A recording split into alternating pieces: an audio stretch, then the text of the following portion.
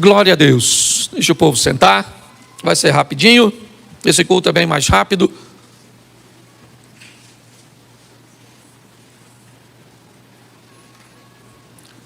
Isso. Pegue a sua Bíblia aí. João capítulo 5, verso de número 17. João 5, 17.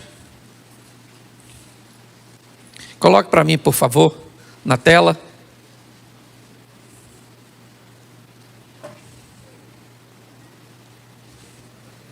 Diz assim a palavra do Senhor. João capítulo 5, verso de número 17. Isso. É João 5. Aí é João 1.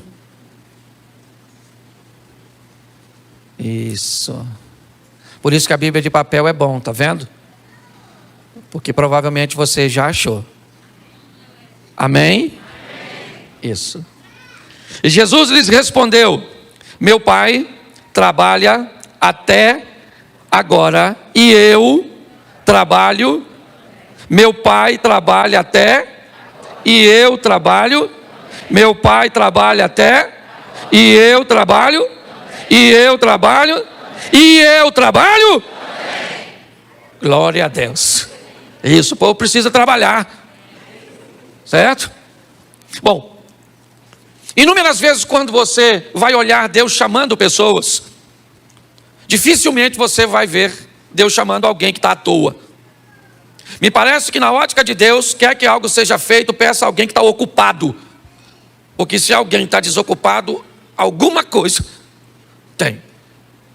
Ele pretende chamar Moisés para libertar o povo. E Moisés está trabalhando quando tem a visão da sarça. Ele pretende chamar Gideão, ou um libertador, para libertar o povo dos midianitas. E ele pega um cara que está malhando o trigo no lagar. Ele quer um rei para Israel. E tanto Saul está procurando, né, os animais de seu pai, quanto Davi está trabalhando. Aliás, quando Samuel chega na casa de Jessé para ungir o rei, o único filho de Jessé que está trabalhando é Davi. E Deus disse: ninguém come nada antes do trabalhador chegar. Mas hoje eu quero falar de Eliseu. Um indivíduo que foi chamado, é verdade, para substituir nada menos, não vou dizer substituir, mas para dar sequência ao trabalho, né, ao ministério de Elias. E ele também estava trabalhando. E hoje eu quero te mostrar que a vida, inevitavelmente, ela vai requerer de você esforços, posicionamentos, ações, que vão gerar para você resultados.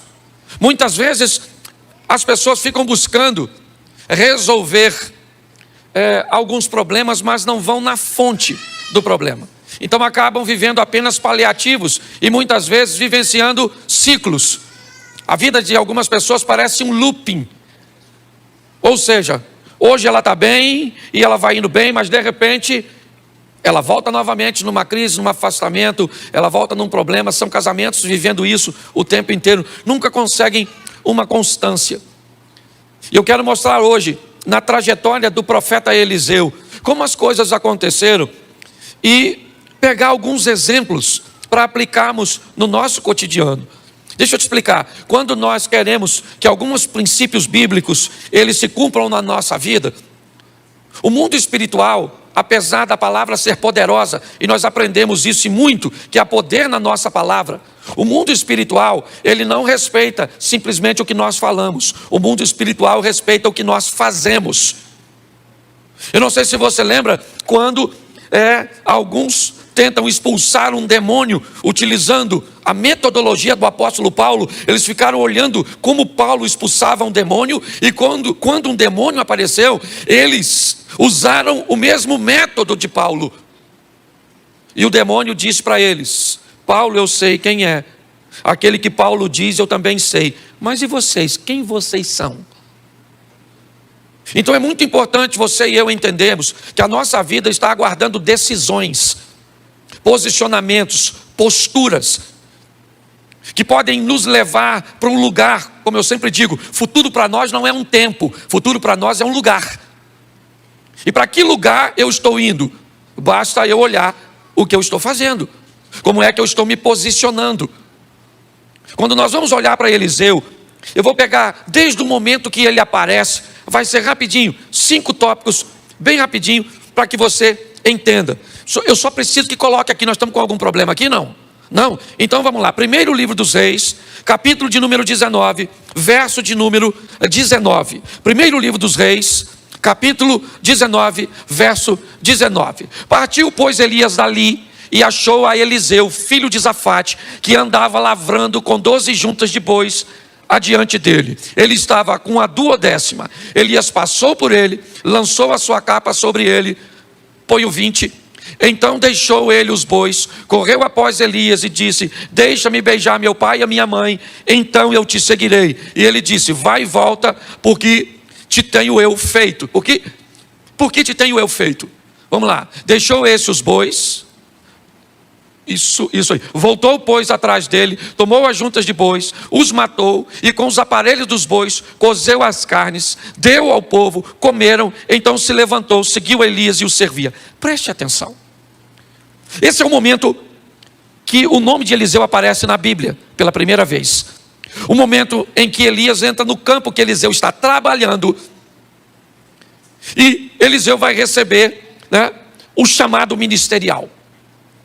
Mas preste atenção, quando ele recebe o chamado, ele tem o que Deus deu para todo mundo: livre-arbítrio. É importante nós entendermos isso. Eu expliquei isso num videozinho meu do Instagram, deixa eu só pincelar um pouquinho nisso. Cuidado para não, na hora do evangelismo ou na hora do confronto, não ensinar pessoas de forma errada. Todas as vezes que você disser que Deus proibiu alguma coisa de ser feita, entenda, se Deus proibiu, Ele é o soberano. Se Deus diz que o homem não pode fazer, o homem não faz, mesmo que tente. Porque Deus é soberano. Uma coisa é o que Deus diz que não pode, outra coisa é o que Deus diz que não deve ser feito. Cuidado para não misturar isso. Deus diz: o homem não vive para sempre. Tenta. O homem é obrigado a envelhecer. Ele pode acessar métodos, ele pode acessar produtos que inibam, que diminuam o envelhecimento, mas ele não pode anulá-lo. Deus disse: o homem não vive sem oxigênio. Tenta. Deus disse: o homem não vive embaixo da água, o homem não voa. Ele pode construir equipamentos para voar, mas tudo aquilo que Deus disser que o homem não faz, o homem não faz. Qual é o problema? É o livre-arbítrio. É aquilo que Deus diz que o homem não deve. O homem pode matar, sim ou não? Sim ou não? Claro que pode, porque se ele não pudesse, ele não matava. Ele pode roubar? Ele pode fazer o que quiser com o corpo dele? Claro que pode. Ele não deve. Esse é o grande problema. Nós precisamos entender que o que Eliseu vai receber no campo que ele trabalha é o que eu recebi um dia, aliás, o que eu recebo todos os dias: o direito de decisão. Elias passa no campo onde Eliseu está trabalhando e convida Eliseu a deixar tudo aquilo e seguir-te. Nesse momento, Eliseu tem o direito, porque presta atenção, decisão é sua. Deus não decide por você, seus pais não decidem por você, seu cônjuge não decide por você, o pastor não decide. A decisão, ela é sua. Você precisa entender isso. Tudo começa com decisão. A história de Eliseu é quando Elias entra no campo e diz para ele: Deus está te chamando. E ele poderia dizer: não vou, pode ir embora que eu vou continuar aqui com a minha vidinha. E ele tinha todo o direito de escolher isso, e ele poderia arcar com aquilo que escolheu. Se você não conhece a história, vai ver a história de um camarada que pede para não morrer, quando Deus disse que ele deveria morrer, e você vai ver qual foi as dores que Ezequias viveu, que não precisava ter vivido, no período de 15 anos que ganhou de vida. Talvez quando você ler isso, você vai falar assim: caramba, esses 15 anos de Ezequias foi para ele uma maldição, ao invés de uma bênção. Porque Deus sabia o que estava fazendo. Quando nós olhamos para esse momento, o que nós vamos ver é que quando Eliseu decide ir, ele vai até Elias e diz: eu vou, mas eu não vou de qualquer jeito. Eu decidi ir com o Senhor, Mas se é para eu ir, me deixa em casa, porque eu vou beijar meu pai e a minha mãe. Se é para eu ir, aguarda um pouquinho, porque eu vou matar meus bois. Eu vou pegar aquela estrutura de madeira que une os bois e vou fazer uma fogueira. Eu vou destruir tudo aquilo que me prende à vida antiga antes de eu ir para a nova. Eu não sei se você já ouviu falar de uma batalha, né, de Siracusa, uma batalha contra Cartago, onde assim que as tropas descem para uma batalha, o capitão manda incendiar todos os seus navios. Ele manda atacar fogo nos próprios navios, simplesmente para dizer para ele mesmo e para todos os seus soldados que não há uma segunda opção. Ele chegou ali, ou ele vai vencer, ou ele vai vencer. Não tem outra, é só vitória. Quando nós queremos mudar de vida, o poder de decisão foi o que fez Ruth e com Noemi, foi o que fez Daniel mostrar quem era Deus na Babilônia. Todas as pessoas que estão decididas, o poder de decisão, certo? Quando nós lemos o profeta Daniel, o texto diz, e Daniel decidiu no seu coração não se contaminar. Quando Noemi viu que Ruth estava totalmente decidida, parou de interpelá-la. Todas as vezes que o mundo, a vida, entende que você decidiu, ela sabe que a sua vida vai para a próxima fase. Quando nós olhamos Eliseu, o que ele faz? A história dele começa com a força da sua decisão. Eu mato os bois para quê? Porque eu não vou voltar mais. Vou beijar meu pai e minha mãe e vou dizer, nunca mais eu pego no arado, nunca mais eu vou voltar à minha vida antiga, porque Deus está me chamando para uma nova vida e essa antiga não me cabe mais. Você sabe qual é o problema? Muitos de nós deixamos um ambiente seguro. Tentamos levar uma nova vida com velhos amigos, com velhos hábitos, com uma velha postura. Inevitavelmente, nós não vamos obter êxito. Sabe por que a Bíblia diz que é melhor você ser frio ou quente, mas você não pode ser morno? Porque nada atrapalha mais o evangelho do que um crente morno. Se o cara está dentro, ele está dentro. Se ele está fora, ele está fora. Mas se ele está dentro de qualquer jeito, ele atrapalha o sistema. Ele joga contra. A história de Eliseu começa com uma decisão. E a decisão dele é o seguinte: o que me prende à vida antiga? Meus bois e esse arado. O que eu faço com ele? Eu mato, dou uma festa e mostro para todo mundo que essa vida antiga não me cabe mais. Acabou. Vocês estão me vendo pela última vez cuidando de um arado. Eu estou indo para a próxima fase. Nós precisamos tomar essa postura de decisão quando vamos andar com Deus. Abandonar a vida antiga e dizer, não me cabe mais. Esse tipo de comportamento, esse tipo de amizade, esse tipo de negócios, isso não cabe mais, não me pertence, não faz parte mais do meu mundo. Mas isso é uma decisão que você tem que tomar. Provavelmente ela não vai ser fácil, por quê? Porque ela vai depor contra você, você vai ter contra você diversos argumentos, sejam eles financeiros, sejam eles emocionais. Inevitavelmente.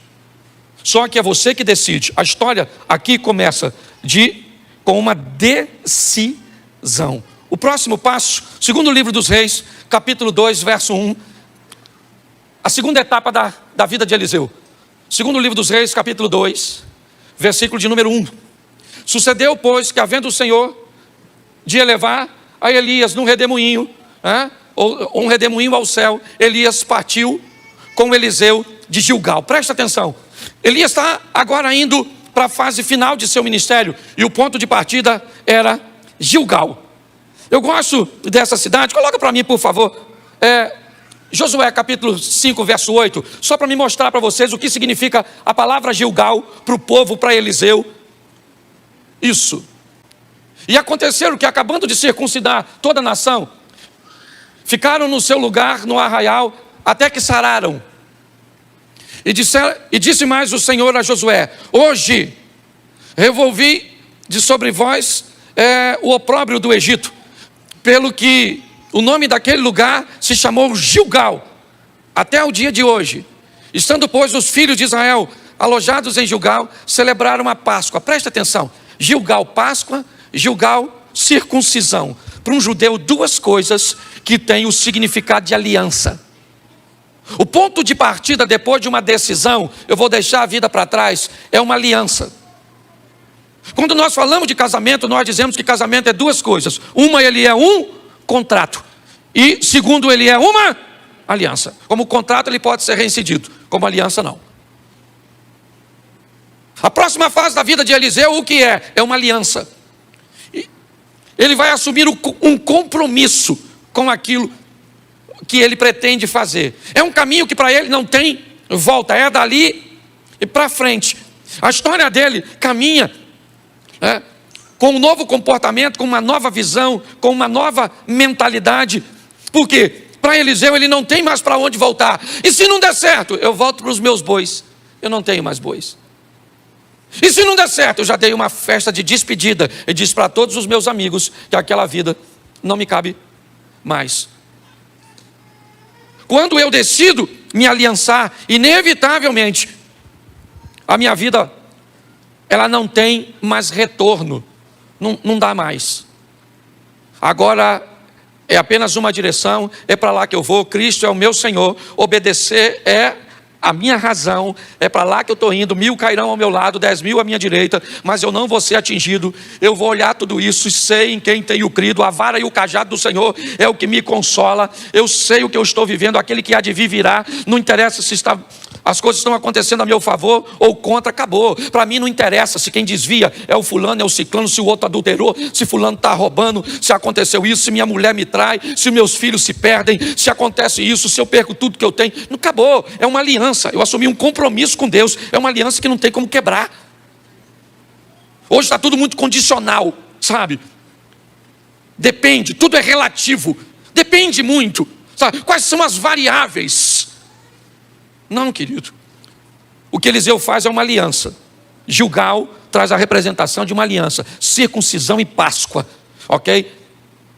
É aquilo que Davi olha quando vai enfrentar o gigante. Todo mundo está olhando para o gigante. Davi olha para a circuncisão.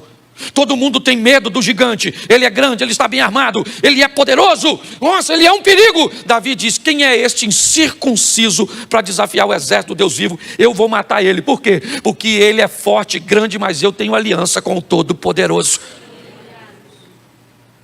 Pessoas que têm alianças, elas vivem de forma diferente. Seu ambiente de fé é mais seguro. São pessoas que sofrem, é verdade. São pessoas que muitas vezes perdem, porque sofrimento e perda fazem parte da vida. É assim que funciona. As pessoas aliançadas, você pode notar, aconteça o que acontecer, ela está firme. Não interessa se ela está. Eu me converti em 1992. 1992. E pode dizer para você, até aqui me ajudou o Senhor. Eu nunca me desviei, nunca me envolvi num escândalo, nunca fiz nada, porque eu fiz uma aliança. Eu não tenho para onde voltar. Em 1992 eu deixei todos os meus amigos, eu parei de beber. Eu parei de fazer uma série de coisas. E as pessoas ficavam olhando e diziam assim, é só uma questão de tempo até ele voltar atrás. O que eles não sabiam é que eu tinha matado meus bois e eu não tinha para onde voltar. A sua vida está esperando você tomar uma decisão. Que decisão é essa? De fazer uma aliança. É isso que Eliseu faz. Gilgal é o ponto de partida. Eu me aliancei. Enquanto você não estiver disposto a fazer uma aliança com outra pessoa, não se case. É assim que funciona.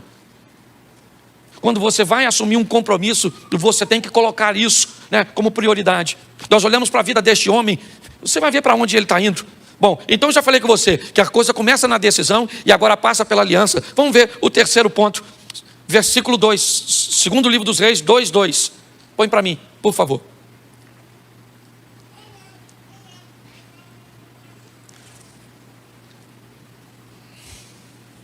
Nos diz assim: e disse Elias a Eliseu, fica aqui, deixa por aí, por favor, porque eu vou usar para me ajudar. Disse Elias a Eliseu, fica aqui, fica aqui, fica aqui. Uma das frases que Eliseu vai ouvir o tempo inteiro nesse texto é fica aqui, fica aqui, fica aqui. Ou seja, o tempo inteiro você vai ver uma solicitação. Não continue andando, paralise, interrompa a sua trajetória, não vá para o próximo ciclo, não vá para a próxima fase, porque me parece que é isso. A Bíblia diz, conhecer e prosseguir e conhecer. Você vai viver de glória em glória, você vai viver de fé em...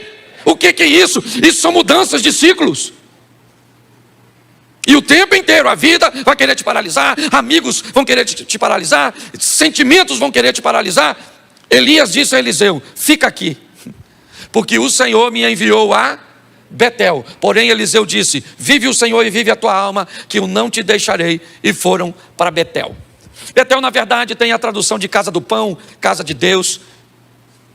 Eu queria que você entendesse que Betel é local de resistência, porque viver com gente, viver na igreja, é desafiador. Dos 10 mandamentos, 7 são direcionados para relacionamentos. Ame o próximo como a ti mesmo. Ame o próximo como? Ame o próximo como? Nunca mais do que você. Me parece que é meio que ame o próximo e ame você. Ame o próximo e ame você. Nunca ame você mais que o próximo, nem o próximo mais que você. Ah, pastor, eu não consigo amar o próximo porque eu não me amo. Então vai para o Novo Testamento e aprenda o que Jesus disse. Ame o próximo como Cristo amou a igreja. Se você não tem base de amor, pega o de Cristo. Mas você é obrigado a amar. É assim que funciona. Quando nós vamos olhar aqui, nós vemos resistência. Porque para viver na igreja, igreja, ó, preste atenção. Tem gente boa, tem gente ruim. Tem gente que não fala nada e tem gente que fala tudo. Tem gente que paga os outros, tem gente que não paga. Tem gente que fica de olho nos outros, na mulher dos outros. Tem ou não tem? Tem mentiroso, tem fofoqueiro, tem tudo, tem tudo, tem tudo, tudo. Tudo. Pastor, por que o senhor não exclui tudo? Porque senão fica vazio. Se nós expulsar todo mundo, como é que vai fazer? Deixa eu te falar uma coisa. Segundo Jesus e a Bíblia, o lugar de gente ruim é na igreja. Fulano, pastor, o senhor sabe que aquele irmão que vem todo culto fuma? Sei. E ele diz que é membro? Diz. Ele é membro? Acho que não, mas não fala para ele não. Porque de repente ele pode ir embora. Mas não é melhor ele ir? Ele não defama, não. A igreja é um rio de água viva. A igreja é do Senhor. Ninguém defama a igreja. Não, ela pode até ficar só se não houver postura e posicionamento. É assim que funciona. Ah, a pessoa tem que parar de mentir para aceitar Jesus. Não, ela tem que aceitar Jesus mentindo. E aí o Espírito Santo vai falar: ô, Pinóquio, de uma figa, muda de postura. Entendeu? O cara tem que, ela é mulherenga e vem para a igreja. Deixa o cara aí. Não pode ver uma mulher que ele entra em modo conquistador, já viu? Tem uns irmãos na igreja assim. E olha, uma mulher faz assim, ó. Ele tá assim, ó.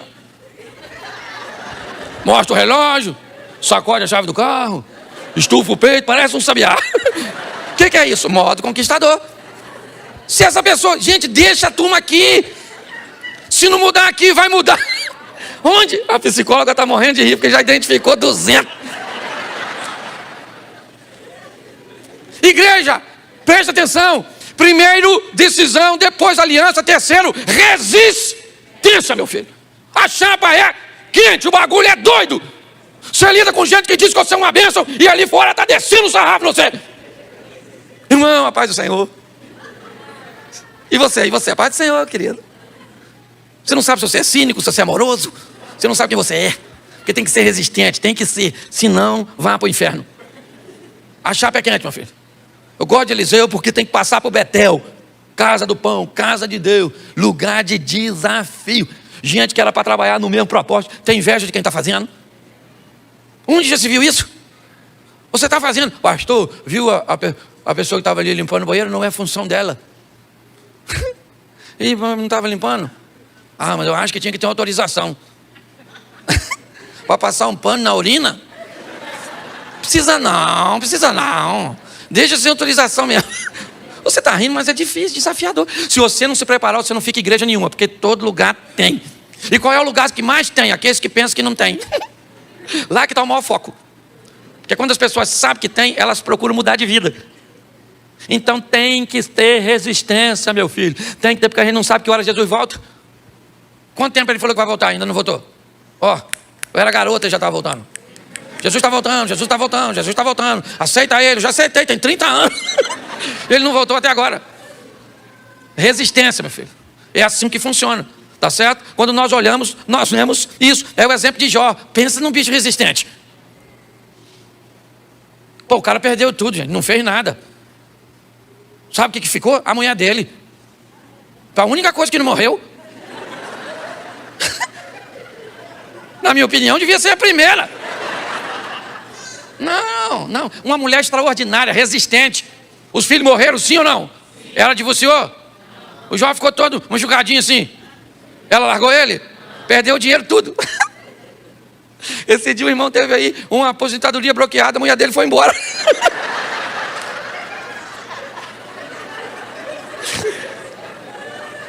Oh, meu Deus, me dá sabedoria para ser pastor. Eu vejo cada coisa que até Deus duvida. Estou falando sério, resistente, certo? Jó perdeu tudo, estava lá, não pecou, porque tem que ter resistência, meu filho. Vai andar com Deus, o negócio é desafiador. Você anda lá no seu trabalho, só você, muitas vezes, vive uma vida ali íntegra. Você não fala nada de ninguém, cada um faz o que quer. Mas quando você vive uma vida de postura correta, a sua postura correta denuncia a postura incorreta. Aí o povo começa a te perseguir. Tem que ser resistente. Posso ouvir um amém? Amém. Isso. Vamos para a próxima fase aí. Capítulo 2, ainda no verso 4 agora. Verso 4. Disse Elias: fica aqui. Aqui onde? Em Betel. Fica aqui em Gilgal, fica aqui em Betel, ok? Fica aqui porque o Senhor me enviou a Jericó. Porém ele disse: tão certo como vive o Senhor e vive a tua alma, que eu não te deixarei. Note que novamente uma força está sendo empregada para paralisar Eliseu. Ele diz: eu não vou parar, tão certo como vive o Senhor e vive a tua alma, que eu vou com você. Eu não vou ficar em Betel, porque Betel não me para. Relacionamentos interpessoais não me param. Eu sou resistente para sobreviver a eles. Mas agora vamos para onde? Jericó. Tradução: em alguns lugares, cidade das palmeiras. Em outros lugares, cidade do mau cheiro. Comércio de rua, muros altos, pouca circulação. Provavelmente o cheiro não era dos mais agradáveis naquele ambiente. Basta você passar perto de uma barraca de peixe, muitas vezes, né? No final do dia, depois de uma feira. É só para você ter mais ou menos um entendimento. Mas se Jericó era conhecida como cidade das palmeiras porque tinha por fora, ela é conhecida por cidade mal cheirosa pelo que tinha por dentro. Me parece que agora, depois da resistência, eu vou ter que sobreviver à hipocrisia, ao comportamento de não querer vender uma aparência para os outros que não reflete uma realidade do que eu vivo. Esse é o grande problema. Muitas pessoas muitas vezes não mudam porque não pode tratar o mau comportamento, porque as pessoas não podem saber que ela tem aquele comportamento incorreto. Então ela não pode tratar, porque às vezes tem um cargo na igreja, e se alguém souber que ela tem aquele comportamento incorreto, ela pode perder o cargo. Então para ela o cargo é mais importante que a salvação. Ela então acaba vivendo uma vida de hipocrisia. O hipócrita, normalmente ele tem uma questão muito peculiar. Ele precisa acusar os outros, porque todas as vezes que ele acusa os outros, inevitavelmente ele está defendendo, né, uma imagem de que ele cumpre aquilo que ele acusa. Certo? Ele tem que chamar a atenção para um outro lugar que não seja a vida dele. Então ele olha para alguém que usa uma roupa indevida, para alguém que posta alguma coisa na internet indevida, para alguém que faz um comportamento indevido. Por quê? Porque chamando a atenção para os outros, ele consegue guardar a aparência dele. Muitas vezes há uma promiscuidade por detrás de um puritanismo. Porque eu defendo o puritanismo, mas na verdade eu estou envolvido numa pornografia. Mas eu então começo a chamar a atenção, né, de comportamentos de outras pessoas. O que é isso? A vida de Eliseu também passa por Jericó. Aquele local onde a aparência fica para trás. Nós temos que tomar muito cuidado com isso. Trate suas debilidades. Quem trata suas fraquezas não vai ser exposto a fracassos. Quem tem coragem de dizer ou falar de suas debilidades não vai vivenciar escândalos. Cuidado com isso. A Bíblia diz que tudo que está em oculto, uma hora vai vir à tona. Entenda bem, o diabo manda fazer, mas não guarda segredo. É assim que funciona, certo? Você quer ver uma questão de aparência? Para me fechar essa parte, Jesus vem andando de longe, vê uma figueira cheia de folhas. O que a figueira parece? Que tem fruto. Então, como ela tem a aparência que tem fruto, Jesus vai até ela para buscar fruto. Mas pastor, o texto diz que não era tempo de fruto. Se não era tempo de fruto, aquela figueira não podia estar cheia de folhas daquele jeito.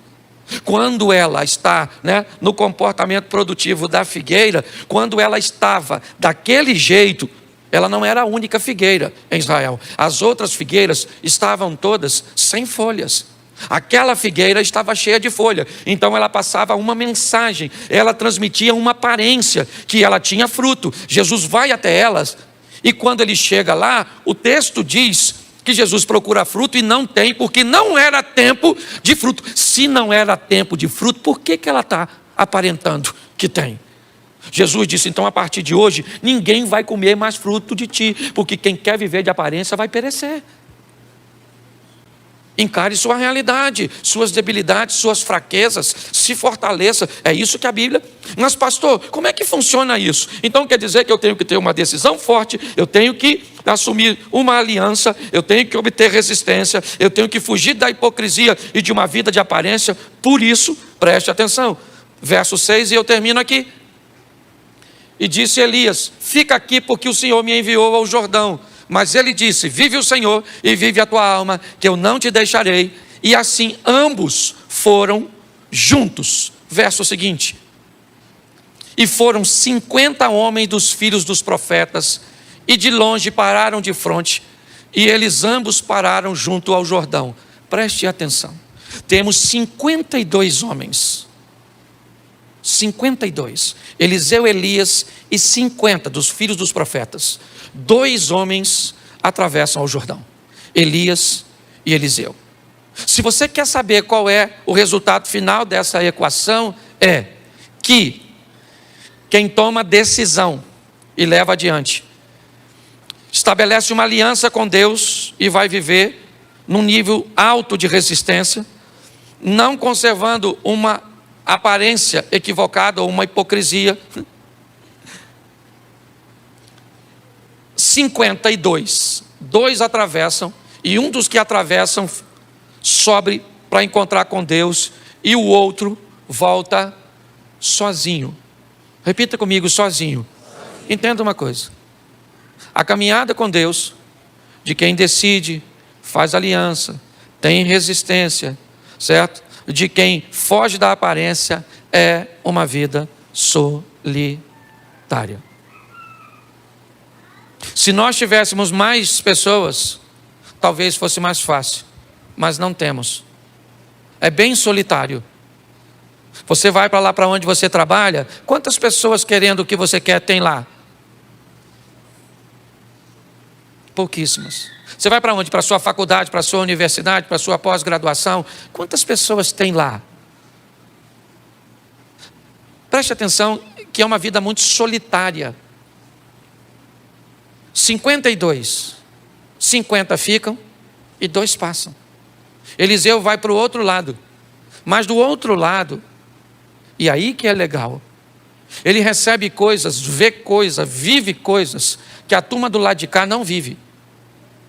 Eliseu vai lá rapidinho, Elias é levado ao céu, joga a capa, Eliseu rasga a sua capa, joga fora, pega a capa de Elias, volta, pega, toca o Jordão, atravessa, os 50 caras estão do lado de lá. Ele foi sozinho, é verdade. Porque quem resolve viver esse estilo de vida, não tem muitos companheiros. Mas, meu irmão, deixa eu falar uma coisa para você, minha irmã. O que você vai viver e o que os outros vão ver que Deus vai fazer na sua vida através de você, é algo extraordinário. Sua vida está esperando você decidir, se aliançar, se fortalecer, fugir da aparência e entender que não dá para ter muita gente. Eu falei aqui e encerro. Eu, dia 7 de setembro, comprei uma passagem, peguei uma bandeira daquela que a gente coloca aqui, comprei uma camisa do Brasil, fui até a Avenida Paulista, abri e tirei uma foto. Marcelo estava comigo e o William também. Eu não tirei foto com ninguém, não subi em carro, não fiz nada. No dia 8, 63 mil pessoas deixaram de me seguir na rede social. Mas preste atenção. Eu vivo para quê? Qual é o meu propósito? Eu entendo que há solidão nesse estilo de vida. Não tem muita gente. Mas deixa eu falar com você. Se Deus for com você, as pessoas vão ter que ver Porque quando Eliseu volta, ele volta com Deus. E todo mundo, Eliseu mandou um recado para o Naamã: manda esse cara vir na minha casa, porque todo Israel vai saber que aqui ainda tem Deus, porque eu sou profeta. Eu ando sozinho, mas não vivo de aparência. Sou resistente, é assim que funciona. Tenho aliança e decidi viver com Deus. Fique de pé. Se você deseja caminhar conosco, atrás daquela câmera ali, ó, tem uma sala, tem um casal para orar por você, ok? Se você hoje quer voltar para Jesus, quer recebê-lo, quer nos conhecer, já está aí, né, caminhando conosco um tempo, dá um pulinho lá, vai ter gente. Quando você sair agora, por favor, né, você saia pelos fundos aqui, porque tem um povo para entrar para o segundo culto, tá certo? Então, você vai sair ali por trás e o povo vai entrar por aqui. Mas se você quiser receber Jesus, dá um pulinho lá na sala que vai ter gente lá para te receber. Feche os seus olhos. Pai, em nome de Jesus, eu quero te agradecer pelo livre-arbítrio que o Senhor nos dá, por esse poder de decisão. Se queremos ou não. E nós podemos decidir, só temos que arcar com o resultado de nossas escolhas. Leva-nos aos nossos lares agora, ó Pai, para uma semana de vitória, para uma semana de bênção, ó Deus, para uma semana onde o Teu nome será glorificado através da nossa vida. Não vamos viver de aparência, vamos estar sustentados por Tuas mãos poderosas, e este mundo vai ver quem é o nosso Deus. Que o grande amor de Deus, nosso Pai, a graça de nosso Senhor e Salvador Jesus Cristo e as doces consolações do Santo Espírito de Deus seja para com todo o povo do Senhor, e todos digam: